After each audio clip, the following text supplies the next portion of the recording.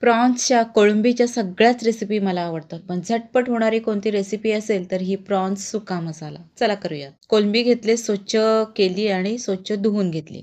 आधी आपण अद्रक, लसूण आणि मिरची ह्याचा ठेचा तयार करून घ्यायचा. झटपट होणारी रेसिपी आहे. झटपट तव्यावरती तेल घालायचं, ठेचलेला ठेचा घालायचा, तो थोडा तेलावरती परतून घ्यायचा. त्यानंतर कांदा घालायचा, कांदाही परतून घ्यायचा. मग जे स्वच्छ केलेल्या कोळंबी आहेत ते घालायचे, घरगुती मसाला घालायचा, गरम मसाला, हळद,